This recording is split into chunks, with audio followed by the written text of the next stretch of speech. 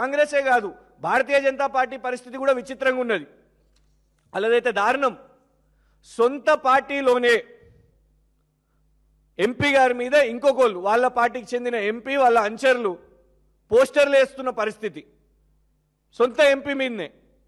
ఇగోండి నిన్న ప్రెస్ నోట్లోనే వచ్చింది. అంటే దేనికి ప్రతీకార రాజకీయాలు వాళ్ళు చేసుకుంటున్నారో మాకు తెలియదు. కానీ ఒకటి ఏంటంటే ఇందులో ఉన్న ఫస్ట్ పేరు బీజేపీ యొక్క మా కంటోన్మెంట్ బోర్డు మెంబర్. మేము ఈటెల రాజేందర్ గారిని కూడా కోరుతున్నాం. మేము ఈటెల రాజేందర్ గారు మా కంటోన్మెంట్ ఏం పాపం చేసింది?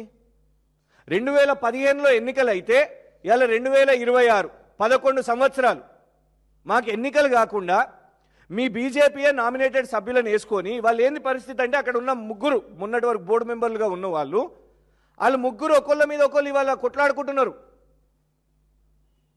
సాదా కేశవరెడ్డి గారు, భానుకా మల్లికార్జున్ గారు మరియు ఈ రామకృష్ణ గారు ముగ్గురు పోలీస్ స్టేషన్లకు పోయి ఒకళ్ళ మీద ఒకళ్ళు ఫిర్యాదులు. అది అక్కడ పార్టీ యొక్క పరిస్థితి. బీజేపీ పోస్టర్ల వారు నడుస్తున్నది, ఎఫ్ఐఆర్లు వేసుకుంటున్నారు, పోలీస్ ఫిర్యాదులు చేసుకుంటున్నారు. ప్రజలు ఏం పాపం చేశారు? కంటోన్మెంట్ ప్రజలు దయచేసి ఎన్నికలు పెట్టండి. ఈ పంచాయతీ ఎందుకు మాకు? ఇవాళ ఒకటే మేము చెప్పేది ఏంటంటే ఇట్లాంటి వాటి మీద కాకుండా మేము ప్రశ్నించగానే కొన్ని క్షణాల్లోనే కేసులు వేస్తున్నారు కదా, దీంతో మేమేదో ఆగిపోతామని కాదు. హిట్లర్ ప్రభుత్వాన్ని, హిట్లర్ రేవంత్ గారి ప్రభుత్వాన్ని డెఫినెట్గా ప్రశ్నిస్తాం.